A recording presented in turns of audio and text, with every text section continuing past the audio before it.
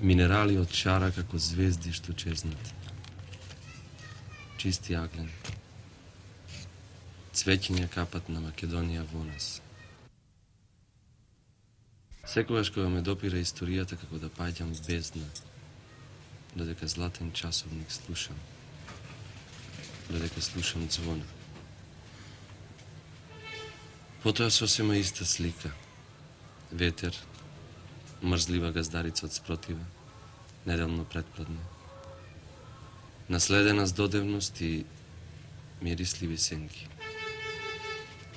Се одбива сонцето. Наоколу вода. Кал жива. На смртта првите знаци и семенки. Минерали од шара, како звезди кога чезнат. Ова беше една од песните поместени во најновата поетска книга на Јован Павловски «Идентитет», што ја издаде Мисла. Го замоливме литературниот критичар Данило Коцевски да го каже своето мислење за оваа книга. Поезијата на Јован Павловски од неговата нова книга «Идентитет» како да доаѓа да не подсети на една стара вистина дека во поезијата не може или не би смеело да има однапред дадени шаблони, конструкции, помодни правци, според кои поезијата би требало да се управува, да се владее, за да би била успешна, добра, естетски релевантна. Поетот или го следи собствениот глас и се наметнува како таков со својата автентична натура, или е помоден, прави компромиси и со тоа се разбира пропаѓа. Постојат периоди, не само во нашата литература, кога се чини дека поетот доаѓа одинаед, едноставно за да се разликува од другите, меѓутоа и во таквото јавување секој пат има подлабока причина, внатрешна, индивидуална, длабоко творечка или објективна, надворешно условена. Ваквиот вид на поезија, ваквата неконвенционална поезија, понекогаш дури му противречи и на мнозинството, некогаш дури и на идеално сватените и концепирани начела на критичарите на поезијата. Меѓутоа, екзистенцијата на ваквата поезија, мислам дека никогаш не била или не може да се доведе во прашање. Кој ја читал книгата «Идентитет», може би ваквиот увод и е непотребен, бидејќи може веднаш да се заклучи. Јован Павловски не почитува никакви шаблони во поезијата. И ако се уште постои некоја неприкосновена вистина, некоја однапред еднаш за секогаш дадена вистина, една недофатна вистина, Павловски настојува да ја сруши дури и неа. Тој своите вистини ги бара во едно обично патување за Белград, во возењето со такси, во патувањето за Тетово, во купувањето книги, на партиските состаноци, во седењето во букет, па дури и во читањето на Старделов или Ѓурчинов. Сето тоа секогаш го прави настојувајќи на обичниот, на нашиот секојдневен разговорен јазик, низ една стихувана, низ една ритмичка поетска организација, да му даде на тој јазик едно свое значење, една своја подлабока функција. И така, секој пат одново, секој пат повторно во оваа поезија се сретнуваме со онаа интересна синтеза меѓу личното и историското, каде што човекот не е само една алка, не е некоја навртка, не е само објект на историјата, туку таа често умее да биде субјект во неговите интимни доживувања на светот. Затоа, многу интересно, на едно место поетот вели: смешен сум кога велам дека не сум учествувал во Карпошовото востание, иако многу убаво се сеќавам на некои поединости. Ваквото пеење на свој начин се надоврзува на една струја во нашата поезија, на еден вид во нашата поезија која не многу често, но која одамна се пишува кај нас. Меѓутоа, она што е автентична вредност на оваа книга, она што би требало посебно да се одбележи, тоа е оној смел, оној свеж, оној неконвенционален третман и пристап на минатото, она своевидно доживување на историјата која се прекршува на специфичен начин, се прекршува низ личната призма на поетот. Секако дека тука станува збор и за една нова димензија на патриотското чувствување, димензија која заради специфичниот темперамент на поетот би требало, заради неговиот јазик и заради неговото карактеристично видување поетско, би требало допрва да се испита како би си го нашло своето вистинско и право место. Значи, тука некаде, на тие релации, меѓу минатото и современоста, меѓу историјата и едно силно, едно индивидуално доживување на нештото околу себе, би требало и понатаму да се бараат и да се разоткриваат стојностите на оваа поетска книга на Јован Павловски.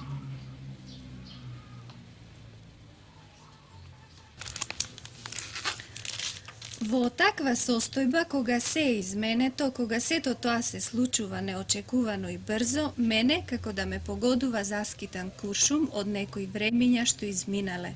Додека шегобино толкувам движења на соцвездија и раѓање на некои нови запалени дијалектики од онаа страна од која обично доаѓам како непознат роднина, како вртоглавица, како нова вистина. За да се открие таа нова вистина, што ви беше потребно? По кои патишта одевте да ја откриете? Зашто додека се чита вашата книга, вашиот идентитет да се открие во таа книга, се добива впечаток како да се стои пред карта на Македонија и како од неа да излегуваат некои светли точки кои што ја дразнат вашата свест на писател и оттаму излегуваат некои нови песни. Јас не знам дали е тоа некоја нова вистина, меѓутоа се обидов да по пат на една синтеза на минатото и сегашноста на историјата и оние настани што ја одбележале, да направам едно свое согледување, едно свое видување на Македонија, на нејзината историја и над се, да го откријам својот собствен идентитет или да не биде претенциозно идентитетот на нацијата во овој момент. Затоа мислам дека тоа можеби не е нова вистина, но во секој случај е едно без некои скромности, едно своевидно би рекол видување на човекот денес и откривање на неговото битисување во ова време и во ова секојдневие. Данило Коцевски во својата рецензија, меѓу другото, го рече и ова: каде и да се дофати, едно ново се создава минато. Јас мислам дека од повеќе исполнето она што во текот на вековите пред нас се случувало со настани избиднувања, кои што неминовно оставале трага на нас, било како луѓе, било како нација воопшто. И затоа мислам дека на што да се обратиме, каде и да се свртиме, историјата и минатото и времето што одминало не следат и не обликуваат на некој начин, најдиректно, најконкретно. Дали таа желба на некој начин, тоа одење во минатото е всушност и единствениот пат да го открие авторот својот идентитет? Не. Мислам дека тоа е минатото и она што тоа ни го оставило во наследство е само една од компонентите која не оформува и не заокружува денеска во ова време, она што го реков пред малку. Тоа е само една од оние компоненти да се открие можеби нашето денеска, нашето денес. Мислам за да го откриете тоа нашето денес, вие како што велите, можеби најмногу ви помага Тетово, тој локалитет на Тетово. Вие на Тетово мислите кога работите, кога пишувате, кога јадете, па дури и кога се возите во авион. Pa, gledajte, mislim treba da se počne od nekade. Celата moja poezija se obидувам, барем во оваа книга е можda не конкретна, барем во географските поеми, tako mi беше и Радиовци, Da. ако се сеќавате. И мислам дека поаѓајќи од еден конкретен податок, многу поопипливо, многу по-конкретно, што би се рекло, се доаѓа до една поопшта формула, поопшто гледање на времето, животот и поопшто себеоткривање. Во колкава смисла вие мислите дека му е потребно на еден автор да го открие својот идентитет? Дали тоа ќе му помогне или нема да му помогне? Гордана, јас пред некој ден на Анте Поповски приватно му реков дека дури во третава книга сум открил колку може поезијата да биде, колку може да биде искрена поезијата. И мислам дека она што е напишано во идентитет на вистина е само едно автобиографско поетско кажување за себе, се разбира, и за чувствата, за проблемите, моралните дилеми, евентуално и така натаму. Се она што горе-долу ме прави, не? Дали Лично. чувствувате можеби дека вашите први поетски книги немале некоја своја вистина? Јас мислам дека тие носеа своја вистина, песните, например, песните од Медеја во секој случај. Меѓутоа имаше нешто, не знам дали е тоа потребно да се рече, имаше нешто наместено во сето тоа. Може би едно Си изгасна кили. да. Мислам дека во песните имаше малку и поза пора нешто. Дека овдека Дали се обидувам и се... дали тоа одење во минатото ви помогнало да се ослободите од тие пози? Па се јас не реков дека сето тоа било, поза, меѓутоа мислам дека во идентитет, во оние 1000 стиха горе-долу што се во него, објективно сум многу прочистен, многу поискрен, многу поедноставен и без наместувања, без некој дотерување. Едноставно таков сум како што сум, да речеме сега кога разговараме. Не? Јас би го замолила Благоја Чоревски, додека ние разговаравме, тој ми посочи нешто од вашите песни. Јас веќе и да сакам, не можем да се ослободам од минатото.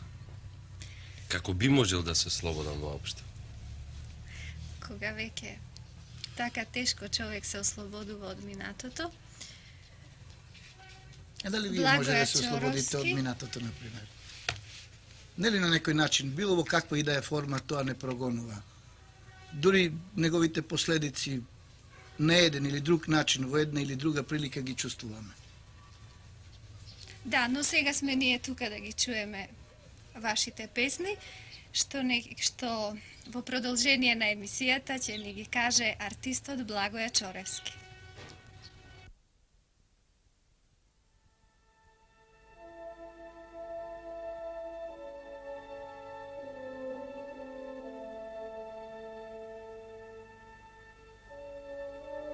Каде и да се допрам, ново се создава минато. Па малаксувам од незнаење, од безпомошност пред тој свиреп чин, од собствена глупост дека не знам да толкувам толку јасни знаци. Понекогаш, само понекогаш ке се покрене тој непознат глас, тоа мало чудо пред кое ветрат зборовите, и јас пак да видам можам. Тетово во далечна се претвара димензија, во жестоко сеќавање што присутно и понатаму ќе е во последна некоја материја. И уште непознат свет во двоен кавал што ствири и ме обкружува, распадната улица и сосема одраснати внучиња. А јас странец сум што од една до друга талка болест и се лекува безпомошно, зашто изменето се е. Се повлекуваат од мене невкусно, го изговараат моето име и нови прекори добивам како да сум последен разнесувач на погани зборови, на туѓи мисли и загадени податоци. А јас и понатаму се двојам. Светлина сум на плоштадот. Градот ме втиснува во златна пара, ми се доближува како дупка низ која може да се провртат птици, диви животни, крупни ползачи и историски збиднувања. Славни луѓе од заборавени настани, цели стада доселеници од предисторијата и далечното минато.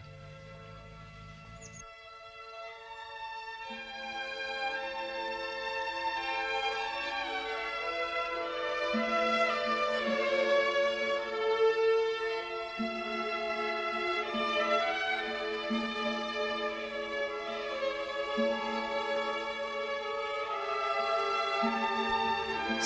е дека не ќе те остават туку така, без да го видат твоето преслекување низ времето и твоето присуство при сите поважни испитнувања во градот.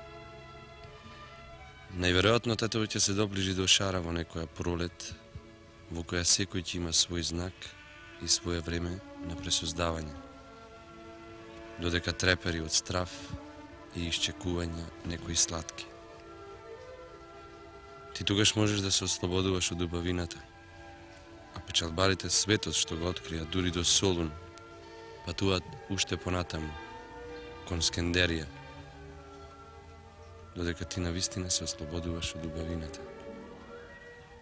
Како да се ослободуваш од сребрени заблуди, ништо што не објаснуваат и ништо што не кажуваат впрочем. Впрочем и така си убава сама, така убаво среќна.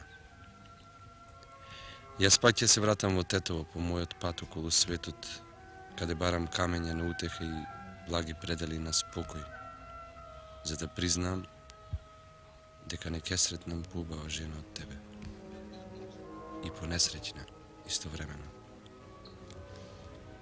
Гласот твој ќе ме буди, мило ќе ме довикува, и јас се така ќе патувам низ сон и јава, од страв дека не ќе можам да се препознам и да откријам тука, наеднаш, колку твојата убавина ми го нагрдила лицето и ја напукнала мојата става. Знам дека потоа веднаш ќе ме заборавиш, штом времињата се стегнат во густа вода и јас заминам подалеку од Желино, зашто тебе те обседнуваат големи мисли и жестоки потреби. Желба да бидеш жена што светот ќе го гради според собствената убост и ќе го менува според деловите на своите страсти. Затоа и го чувствувам твоето оддалечување како предел сакан што се распраја, а сосема присутен беше и во кој се покомпликуван станува воздухот што не дупчи. Така ќе биде најверојатно. Пред да се вратам, ти ќе бидеш дел на историјата на градот, негова знаменитост, сосема нова и сосема своја целина, а јас мал патник што секогаш доцни со своето пристигање, зашто во погрешно поаѓа време и злокопен час. И сигурен сум, ќе се разминеме низ годините не сретнувајќи се никогаш, зашто секој својата тежина ќе ја носи со клетви. Ти својата убост, јас своето доцнење. Уште една книга ќе биде тема во нашата емисија. Тоа е дебютантската поетска збирка на Веле Смилевски "Слика што согорува", која ја издаде Мисла. И овој пат, како и за Јован Павловски, Данило Коцевски. Повелете. Мислам дека веќе јасно може да се разграничат две струјења во нашата помлада поезија. Од една страна се некои обиди да се разбијат некои конвенционалности на вообичаеното поетско пеење, или како би рекол еден ноншалантен однос кон поезијата, кон свето што ги откружува тие млади поети. И од друга страна, поетите кои се уште цврсто веруваат во моќта на поетскиот збор, поети кои веруваат во песната и во возвишеноста на некој начин на поетскиот чин. Веле Смилевски е еден од тие млади поети за кого би можел да кажам пишувањето представува свеченост, а поезијата свет храм на мудроста кој не би смеел или не би можел така лесно да се осквернува.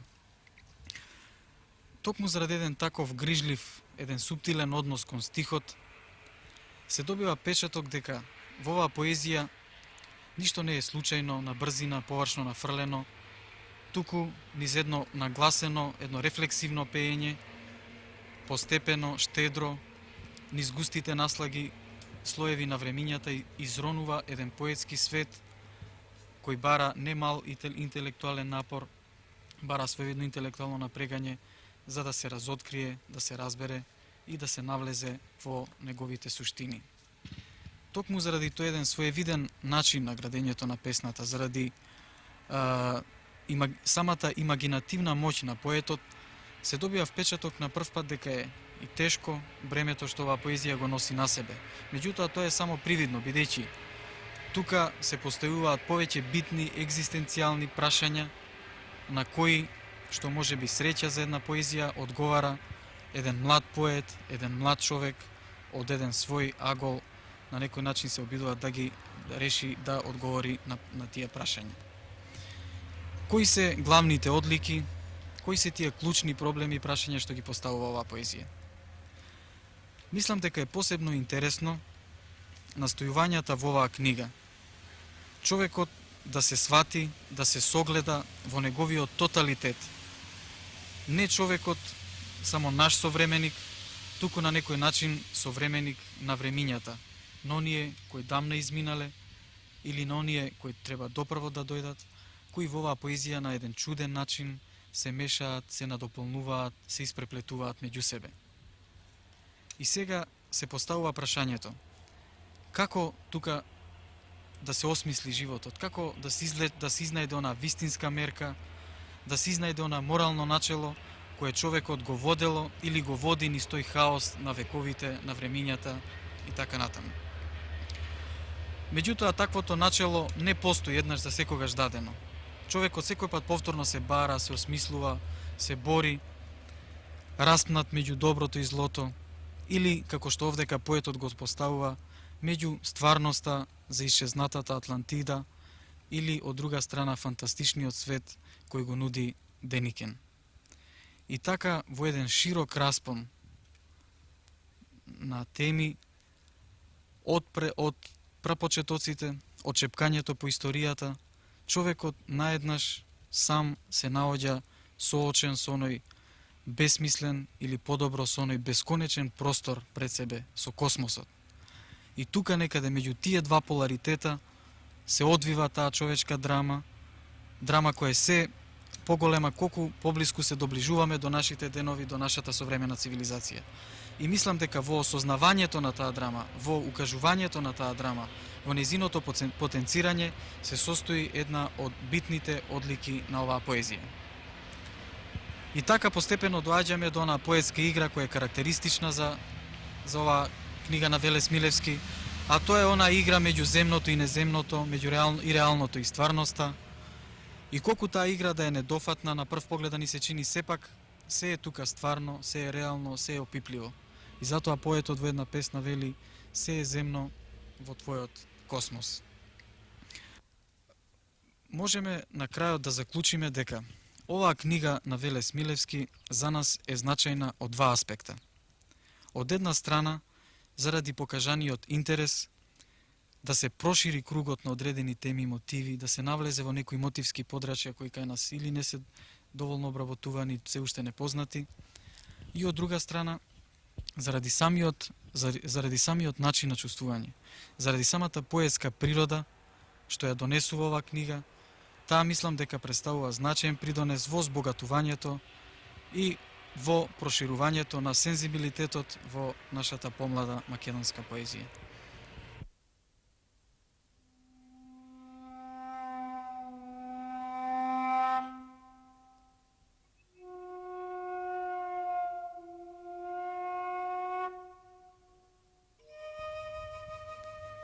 Тоа е почеток на враќање, на откривање, на меурот од пена и свила и свилен шум што се изделува од годишните времења ко зародиш,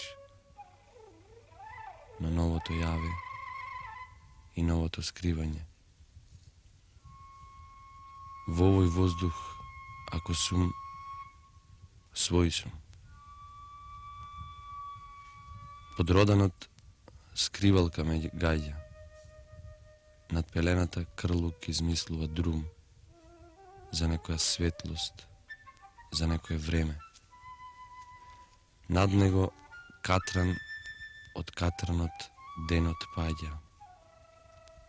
Во оваа вода, ако сум, свој сум. Велес Милевски, вашите први јавувања во македонската литература, колку што ми е познато, не беа со поезија. Да, најпрво објавив неколку раскази во списанијата, а потоа се јавив со литературни рецензии и песни. Мислам дека до комплетното остварување на слика што се горува, тоа беше еден процес на себеизнаоѓање, на проверување на првите сознанија за него. И тој процес, според мене, трае не завршува, мислам, со создавањето на првата книга, туку трае се додека творецот создава. Од тука јас имам смелост да кажам дека со објавувањето на слика што се горува не престана дилемите околу поезијата што влезе меѓу незините корици. Меѓутоа не дилеми во смисла на одстапување од основната определба, туку дилеми во однос на градација на еден фундамент во кој јас верувам.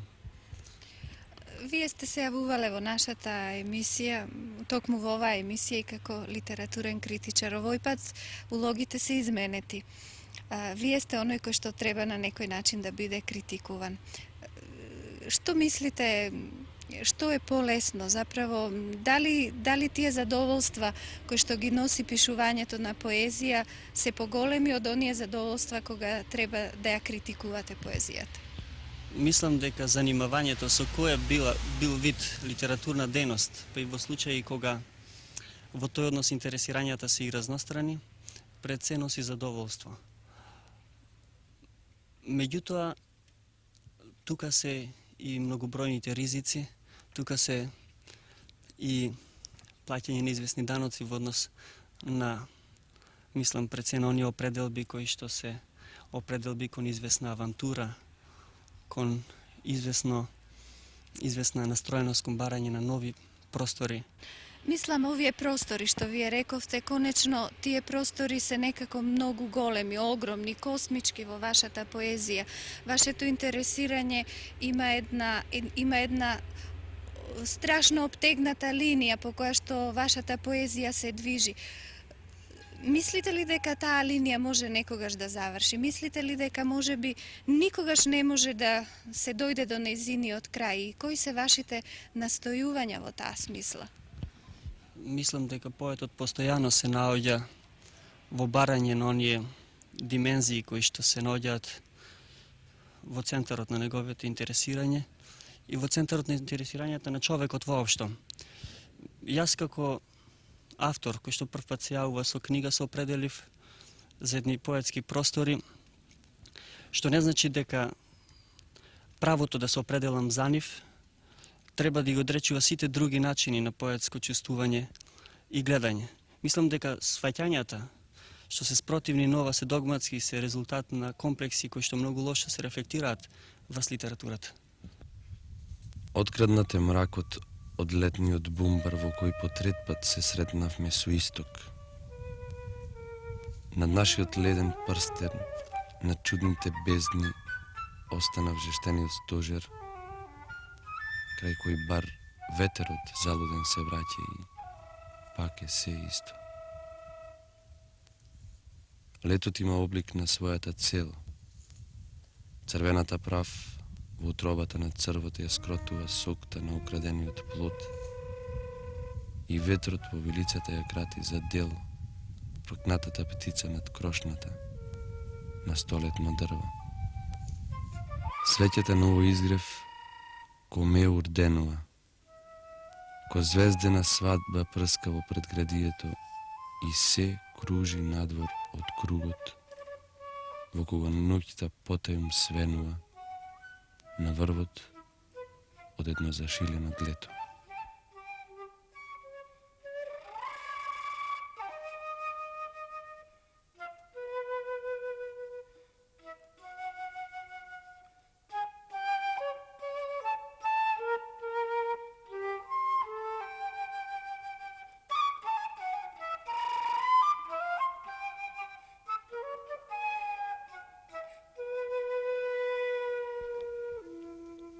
Се веќе плови пагански лудо. И лито е летото од прозирни драми во порите на листот, под кој Соломон и Цезар давенечки ме смерат. Навратете го морето низ решето и сито. Овде има нешто на светот што е близко. Слепци со стапици в раце ме чекаат ко чудо. Риби пловат низ својот орбет до орбетот на водната струја, до здивот на подземен ветер што кружи. А одлив ќе има во се што е лудо, од пепелта до инсектот, од коренот што го трујат. Едрото нема да знае за солта што го крепи. Дробот со ветер ќе ја лади својата слузокожа во покој. Така ја учеле птицата да го совладува светот. Во тоа просторно море, никој нема да се сети оти над се што плови. Ќе измислам остров некој.